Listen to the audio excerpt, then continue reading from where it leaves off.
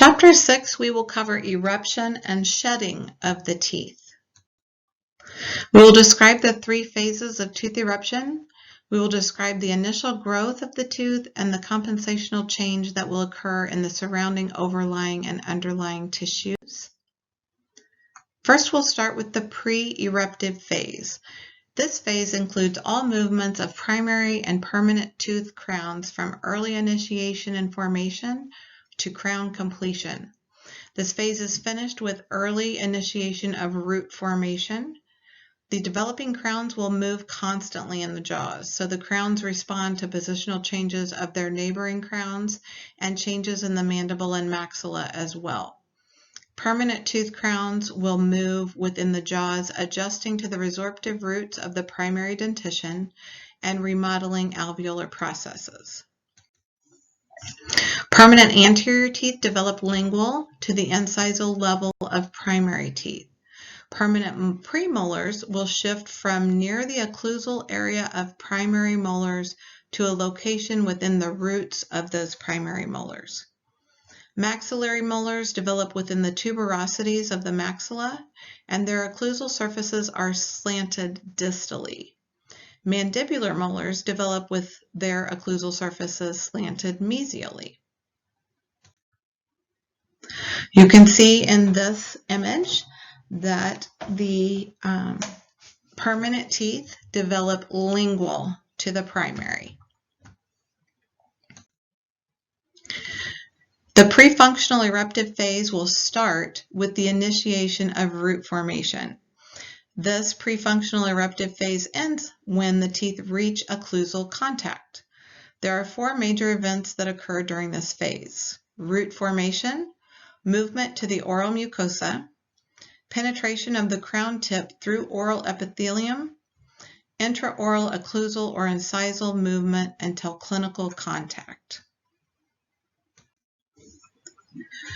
Root formation requires space for the elongation of the roots. So first, proliferation of the epithelial root sheath causes initiation of root dentin formation of pulp tissues to the forming root. Root formation increases fibrous tissue of the surrounding dental follicle. Movement occurs incisally or occlusally through the bony crypt of the jaws in order to reach the oral mucosa.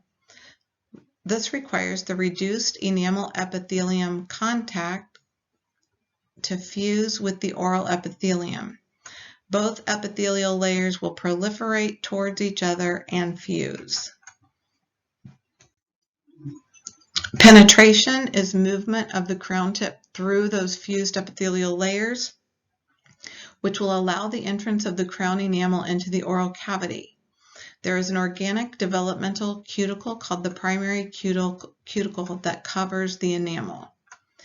The intraoral occlusal or incisal movement of the erupting tooth will continue until there's clinical contact with an opposing tooth for that crown.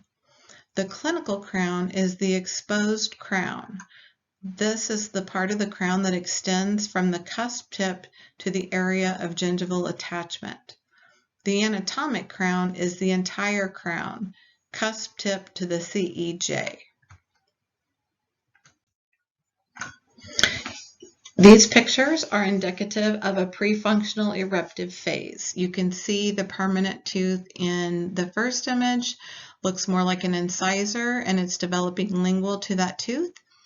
And the second image would probably be a premolar, where it is finding its location kind of between the roots and causing root resorption kind of in that furcation of the premolar before it. What are the changes in tissues that we see? During the prefunctional eruptive phase, it is characterized by significant changes in the tissues that surround our teeth. There's tissue overlying the teeth, surrounding the teeth, as well as underlying the teeth. The overlying tissue, we will see macrophages cause the release of hydrolytic enzymes, which will aid in the destruction of cells and fibers. And then we'll see some osteoclasts and osteoblasts remodel the alveolar bone as teeth enlarge and move in the growing phase. So osteoclasts will be breaking down bone, and osteoblasts will be rebuilding bone as we see this growth and movement of teeth within the mouth. The dental follicle changes and forms a pathway for erupting teeth. So there's this zone of degenerating connective tissue fibers and cells immediately overlying the teeth that will appear first, and then altered tissue becomes visible. An inverted triangular eruption pathway will develop, and there's follicular fibers directed towards the mucosa in the eruption pathway, and they are called gubernacular cord. So these fibers almost look as though they're pulling the tooth up through this opening that's being made in the epithelial tissue. And you can see it almost looks like a wishbone here. So we've got the dental follicle and then the gubernacular cord, and you can see it in the image below too as it's making an opening through the alveolar bone, through the epithelial tissues, so that this tooth can penetrate and come into the oral cavity.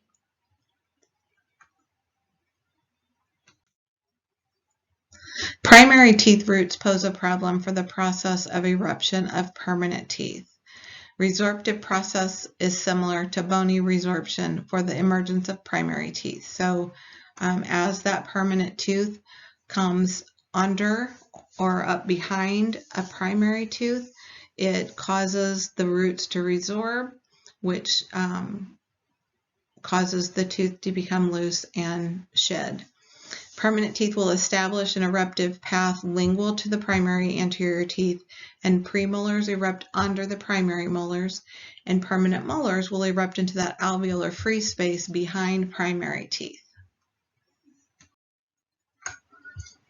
And here are some images just kind of showing the eruption of primary and permanent teeth. You can see the primary tooth with the erupting permanent tooth crown coming in behind it. And then we can see the clinical crown in that first image penetrating through the bone and epithelial tissue.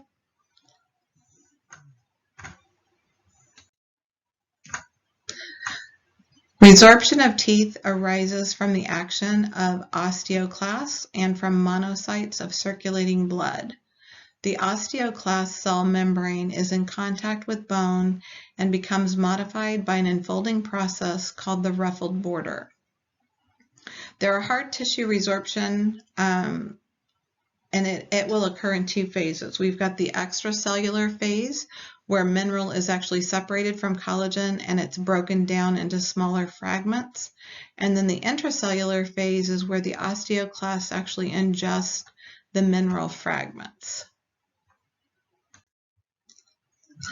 And you can see the osteoclast present and the ruffled border, which increases surface area and makes them more effective.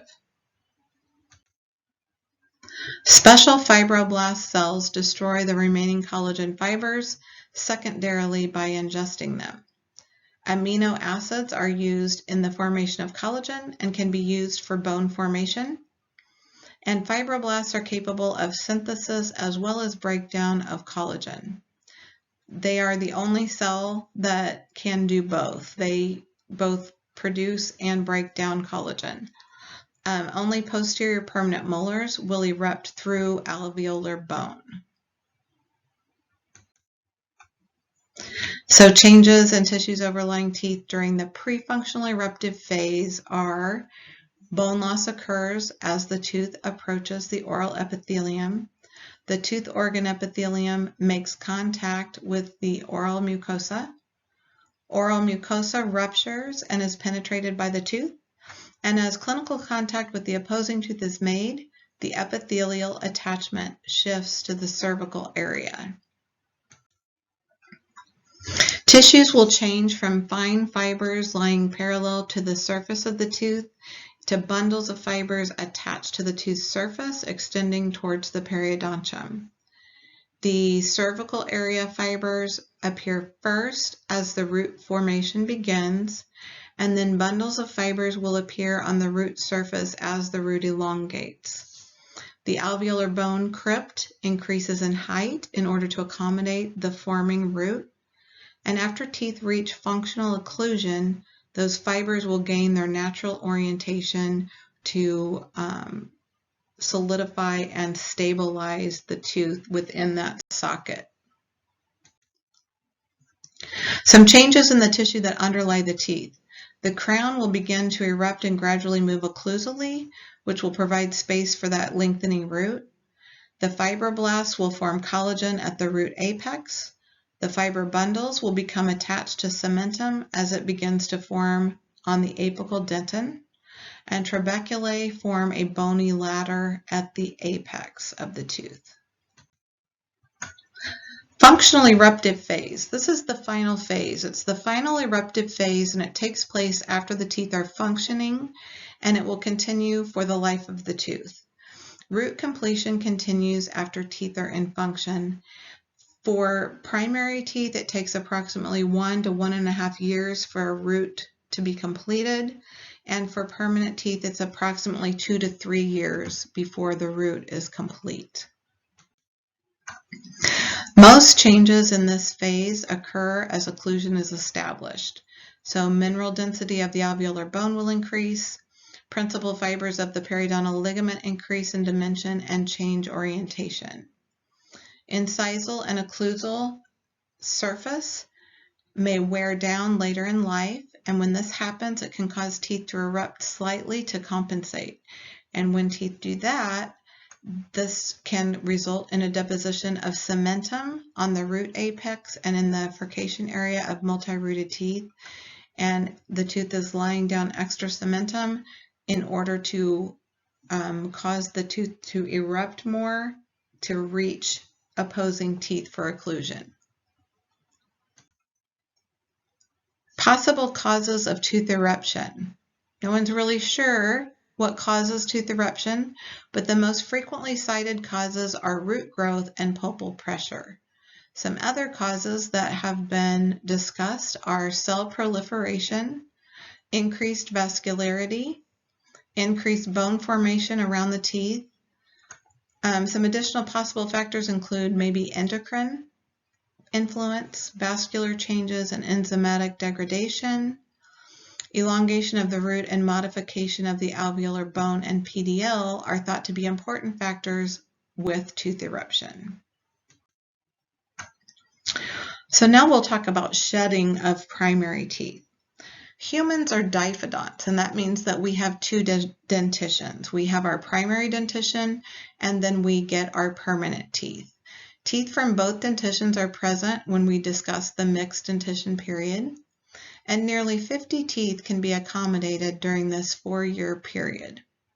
So shedding is the loss of primary teeth, and it is caused by the physiologic resorption of the roots, the loss of bony supporting structure, and the inability of these teeth to withstand masticatory forces. Degeneration of primary pulp tissue is similar to that of the tissues in the eruption pathway that we discussed a few slides ago.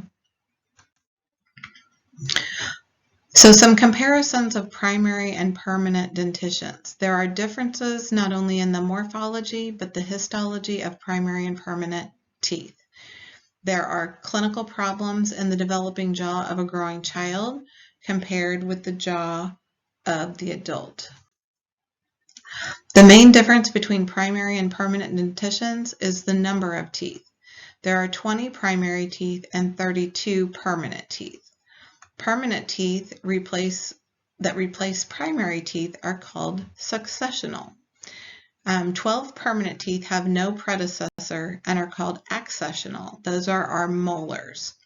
The arch length and the occlusal surface are increased as permanent molars are added. The primary and permanent teeth differ in size and form. Crowns of primary teeth are smaller than crowns of their successors, with only a few key exceptions. The crowns of permanent incisors and canines are larger than primary incisors and canines. The difference between the mesiodistal diameters of primary molars and canines and permanent molars and canines is called leeway space. This is greater in the mandibular arch than we see in the maxillary arch.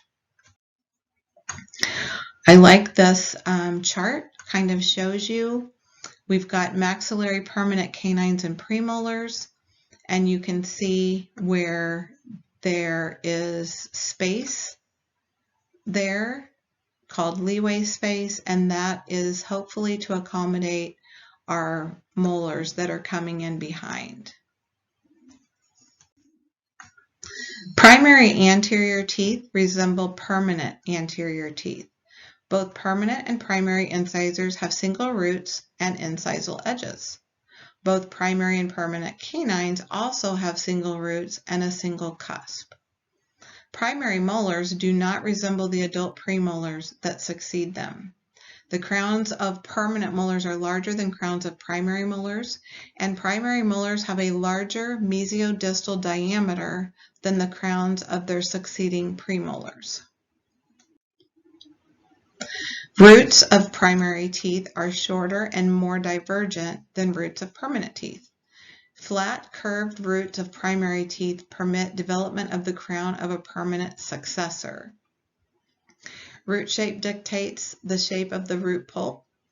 So curved roots with thin walls make access to root canals more difficult in primary molars. Primary teeth have flat, ribbon-shaped root canals, and permanent teeth have tube-like canals. Root canals fill in unevenly with secondary dentin, leaving calcified bridges, making endodontic instrumentation difficult in primary teeth. This is what a primary tooth as a molar as opposed to a permanent. You can see their roots are more divergent. They are whiter. The crowns of primary teeth are whiter. They are smaller overall in size with a prominent cervical ridge, and their roots are more narrow. Permanent are more yellow in color, larger overall with whiter roots. Primary and permanent teeth have a similar enamel prism structure except at the tooth surface. At the surface, primary teeth have an aprismatic enamel surface, and this surface is more difficult to etch for sealants and other restorative procedures that rely on enamel bonding. So sometimes in primary teeth, they can be sealed if they have deep grooves, and if we're doing a bonded filling, sometimes it requires a little bit longer etch time in order to attain a good etch that will allow that resin to bond due to this aprismatic surface. Enamel is twice as thick in adult teeth and more highly pigmented, and primary dentin is slightly softer than permanent dentin. The pulp size and shape. Coronal pulps of primary teeth are larger than permanent teeth, and permanent teeth have a larger number of nerves than primary teeth. Accessory canals in primary teeth are located in the furcation zone, and in permanent teeth, these accessory canals are located at the apical third of a completed root. And this image just kind of shows you the differences. You can see that the pulp chamber is larger in the primary tooth, up in the crown, and you can see where the accessory canals are located on a primary.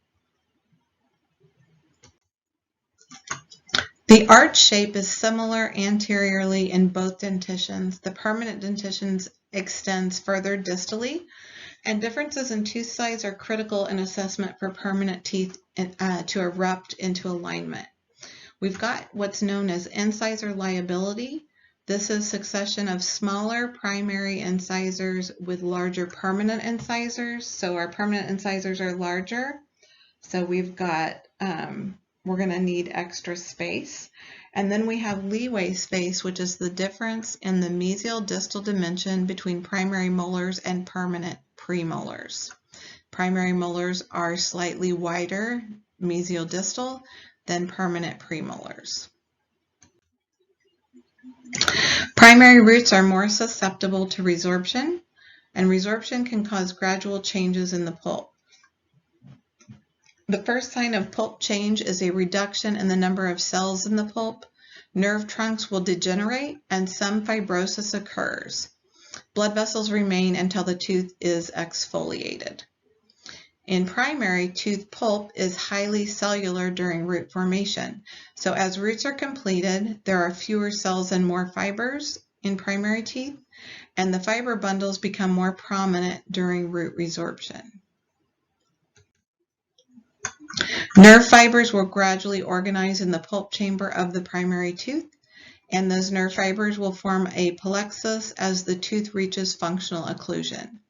Fibers are lost during resorption of the primary tooth roots, and this makes teeth insensitive to pulpal pain at the time of exfoliation. Periodontal support is similar in basic architecture for both primary and permanent teeth. What are the three phases of tooth eruption? There is the pre-eruptive phase, the prefunctional eruptive phase, and the functional phase. What changes accommodate the exfoliation of primary teeth? The changes that accommodate the exfoliation of teeth are resorption of primary roots due to the eruption of the permanent teeth underneath. What may occur if the changes do not occur in a normal manner? If we do not see changes occurring the way they should, it can be difficult as far as function of the teeth. Sometimes we have conditions such as ankylosis where a tooth cannot erupt. In that case, it may require help, or extractions may need to occur if the permanent tooth coming in behind, the successional tooth coming in behind a primary tooth is not able to cause that resorption and exfoliation of the primary tooth ahead of it. How do primary teeth differ structurally from adult teeth? We just discussed a number of things that are different. One of the main things is the roots are more divergent in primary teeth than permanent. The enamel appears whiter in primary teeth. The surface enamel is aprismatic, which can make it more difficult to etch primary teeth. And permanent teeth are larger overall. They have a little bit more yellow color, and their roots are larger and less divergent.